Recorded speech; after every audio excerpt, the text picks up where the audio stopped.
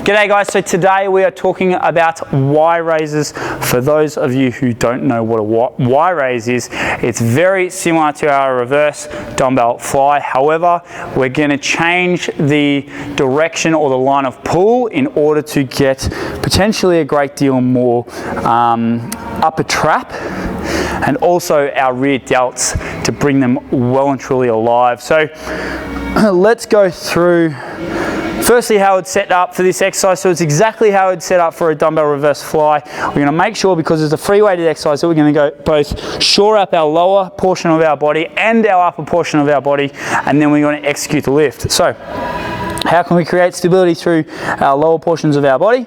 Well, we're going to screw our feet in, push our knees out. That'll switch our glutes on, take the load away from our lower back.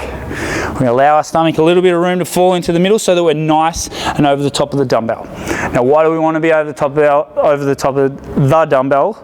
Is because what we are looking to do, and this is how the exercise differs from a reverse fly. Our reverse fly is going in this pattern like this, all right? So in a horizontal plane.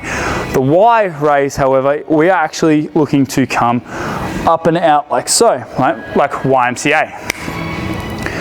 So this exercise here, again, we're going to set up exactly how we would with the dumbbell reverse fly, but we're just going to alter the travel of the dumbbell during the lift. So screw your feet in, knees go out, stomach allowed in, be over the top of the dumbbell, allow us to come all the way up and out. With our shoulder blades, we're still going to pull them back and down. However, you might find that you might lose that tension through the lats because of the fact that, well, we're kind of working against the laws of which our muscles work. So our lats job is to help us retract, but also help us to what they call depress the scapula, and that is to pull it back and down. And by doing that, we create stability, and also we brace a great deal, quite a large portion of our lower back, and also this also coincides with our midsection that braces us. So that's the role of the lats. Now the role of the traps is to help retract, but also elevate the scapula.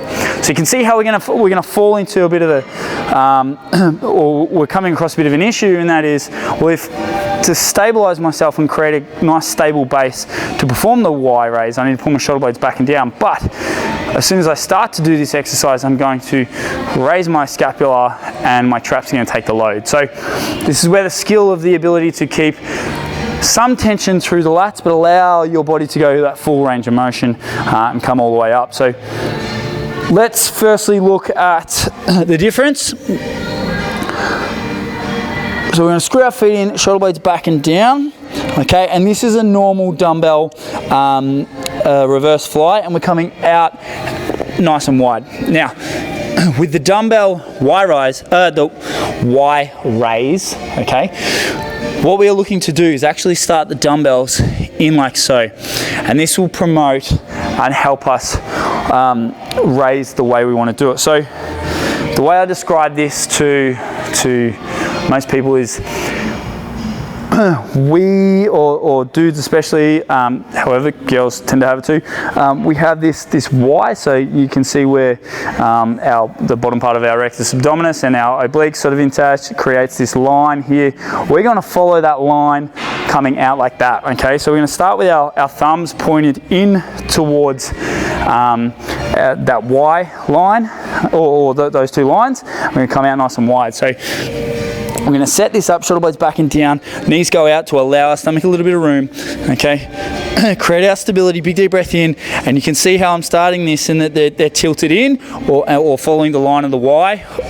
And then from here, we're going to come up and out. 1, okay?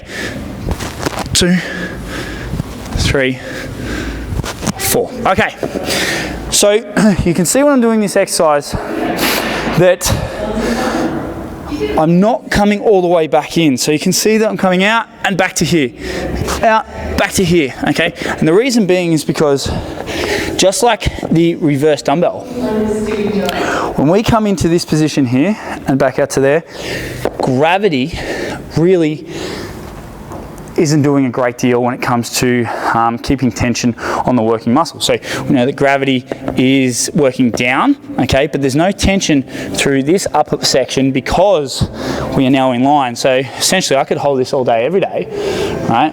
And there's not much here. So we want a part of our acronym STEP. Stability is number one, and we've created stability, but we need to keep that tension on.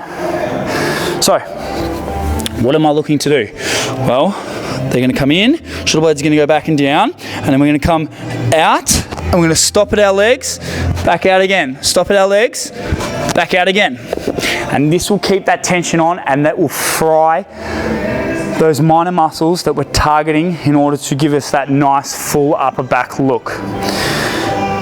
So what I suggest is that because they are smaller minor muscles and we're constantly keeping tension on these muscles that we're probably not so much used to using, I would suggest start a lot lighter, which is why we have the 10-pound dumbbells, which I think equates to about 4 kilos, or maybe 5, 2.2, that's the conversion rate.